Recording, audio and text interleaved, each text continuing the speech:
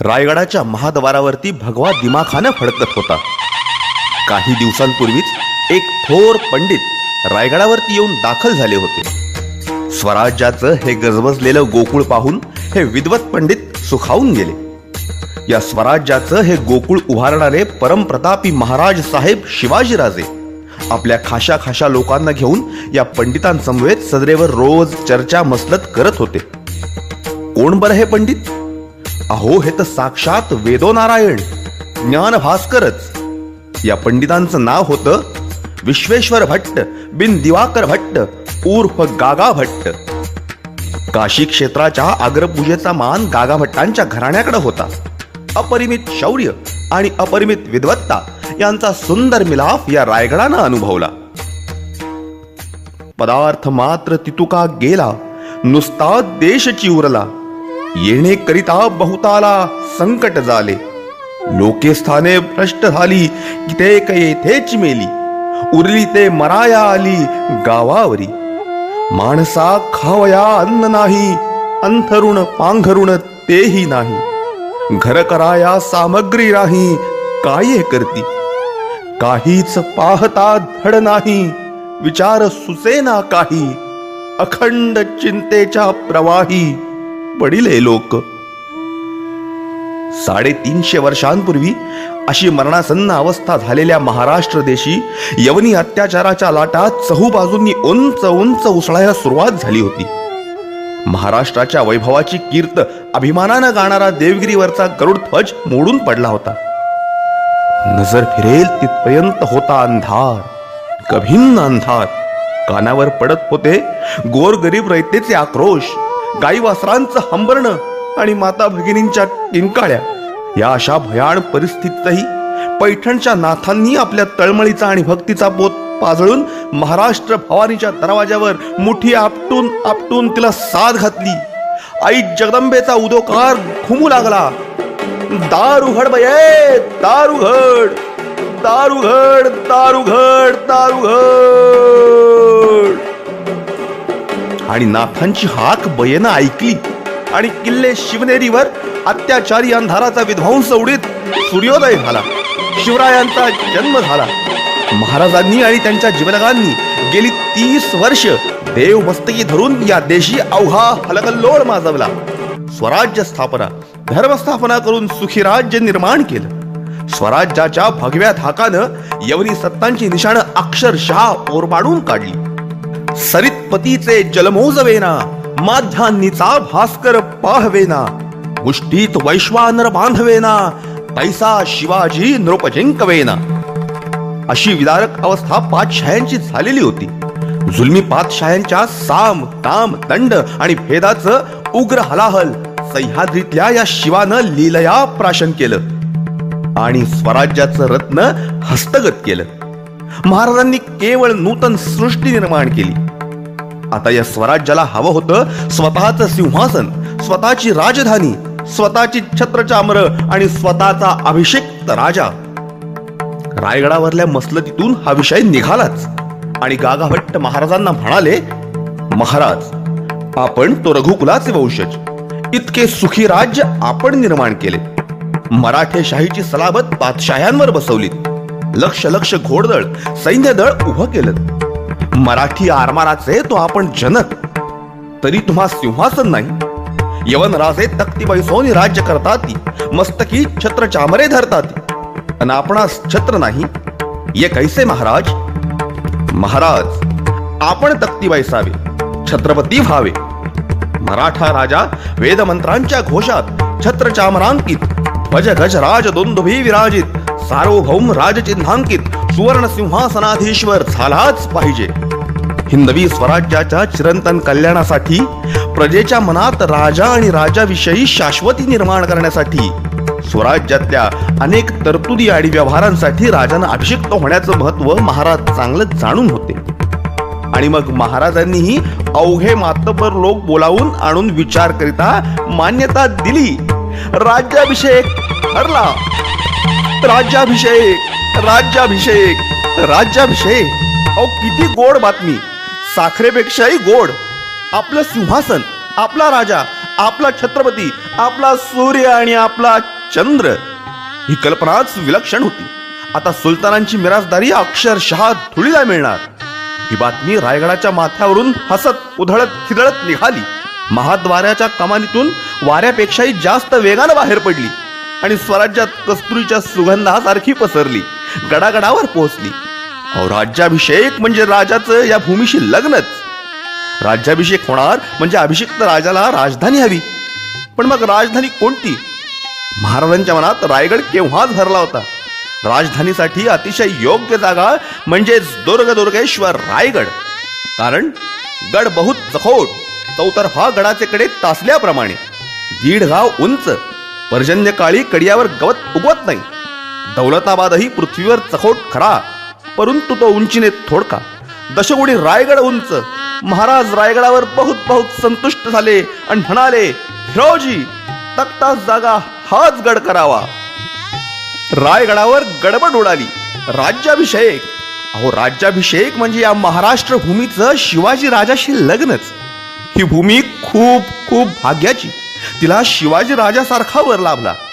महाराष्ट्र भूमीचा लग्न सोहळा थाटामाटातच होणार ना, त्यात काही कमी पडायला नको म्हणून हिरोजी इंदलकरांची धावपळ सुरू झाली. महाद्वारावर शुभमंगल गणराय विराजमान झाले. गडावरल्या घरादारावर तोरणं सजू लागली. विद्वत पंडितांच्या साक्षीनं शुभमुहूर्तावर कुंकवाचं गंध शिंपडलं गेलं. सर्व देवदेवतांना अक्षते गेली. तुळजापुरी भवानीच्या चेहऱ्यावर स्मित उमटलं. कोल्हापूरची अंबाबाई प्रसन्न झाली. जेजुरीच्या खंडेराया भंडाऱ्याने न्हावून निघाला. ज्योतिबावर गुलाल उधळला गेला. पंढरीचा विठोबा जागच्या जागी नाचू लागला.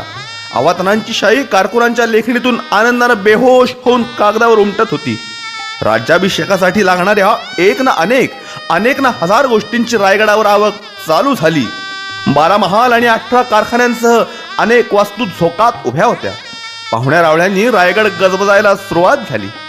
इंग्रज टोपीकर तर साक्षात महाराजांचं दर्शन घेण्यासाठीच आले होते.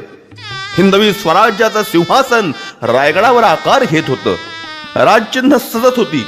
झेंडे, झोळ, पालख्या, मोर्चल, आब्दागिऱ्या, सुवर्णदंड, सुवर्ण कलश, मेणे, अंबाऱ्या, वाण सामान, जड जवाहीर, फुलांच्या राशी, सुगंधी द्रव्य, नजराण्यांची ताटं, शुभलक्षणी घोडे, शुभलक्षणी हत्ती, गायक, वादक, शाहीर, कवी, गोंधळी, वासुदेव, विद्वत पंडित, विविध कलाकार, स्वराज्याचे मंत्री, वकील, सरदार, सुभेदार या सगळ्यांनीच रायगड फुलून गेला, सजून गेला.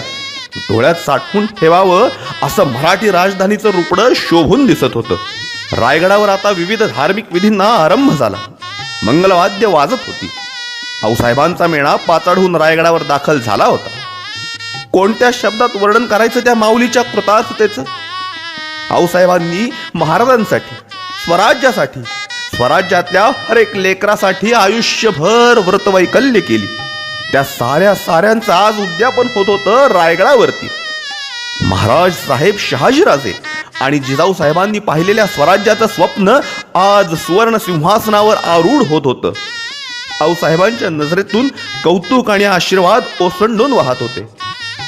त्यांच्या शोभानं स्थापन केलेल्या हिंदवी स्वराज्याचा डंका दशदिशा वाजवीत होत्या.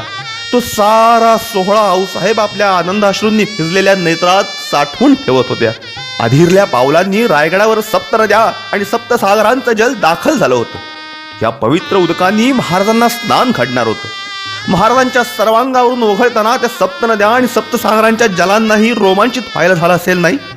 या सप्तनद्यांचं हे जल आणि महाराज यांच्यात काही संवाद झाला असेल का यावेळी? तो ऐकायला किंवा टिपून ठेवायला आमचा इतिहास विसरला. त्याच्या समोरचं ते दृश्य तितकं विलोभनीय होतं की कुणी त्यात गुंगून जावं. एका मागून एक विधी मोठ्या दिमाखात आणि मराठी थाटात साजरे होत होते. आता साजरा होणार होता तो महत्वाचा राज्यारोहणाचा विधी. साऱ्यांच्या नजरा, साऱ्यांचे कान आता राजसभेकडे लागले होते. राजसभेत गर्दी उसळली होती. प्रसन्न वातावरणात, मशालींच्या तांबड्या पिवळ्या उजेडात, सह्याद्रीच्या एका उत्तुंग शिखरावर ही सारी गर्दी देहभान विसरून गेली होती. राजवस्त्रे लेवून महाराज निघाले. ज्या माऊलीच्या प्रेरणेनं ही प्रतिसृष्टी निर्माण झाली, जिच्या असण्यानं या सह्याद्रीतलं हे शिवायन घडलं, त्या माऊलीच्या, त्या जिजाऊ साहेबांच्या चरणस्पर्शाकरता महाराज, महाराणी साहेब सोयराबाई, आणि युवराज राजे संभाजी निघाले. आऊसाहेबांच्या चरणांवर महाराज नतमस्तक झाले. आऊसाहेबांचा अखंड मायेचा हात शिवबाच्या पाठीवरून फिरला आणि थरथरत्या ओठातून आशीर्वादाचे बोल उमटले. शिवबा, औक्षवंत व्हा, विजयी व्हा, रामराज्य करा. ज्यांनी ज्यांनी हे दृश्य पाहिलं ना ते खरंच खरंच भाग्यवान. उशक काल झाला. आता महाराजांची धीर गंभीर पावलं राजसभेच्या दिशेने पडू लागली. राजसभेत परमोच्च आनंद दाटला होता. हो, पण इतका आनंद कसला कसला? अहो, आनंद स्वर्ग सुखाचा नव्हता की इतर कोणताही नव्हता. हा आनंद होता स्वातंत्र्याचा, हा आनंद होता सार्वभौमत्वाचा, हा आनंद होता शिवराज्याभिषेकाचा. तयासी तुलना कैसी. महाराज राजसभेत पोहोचले. राजसभा तुडुंब दाटली होती.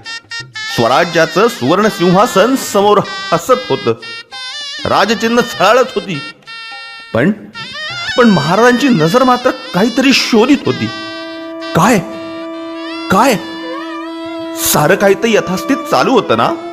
मग महाराजांना काय हवं होतं? काय शोधत होते महाराज? महाराजांना हवे होते त्यांचे बाजी प्रभू. त्यांना हवा होता त्यांच्यावर हक्कानं रुसणारा त्यांचा तान्हा. त्यांना हवा होता सूर्याजी काकडे. त्यांना हवा होता मुरारबाजी.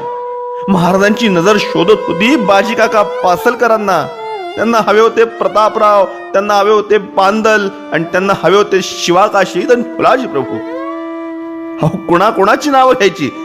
सारेच आपले, सारेच जीवाभावाचे.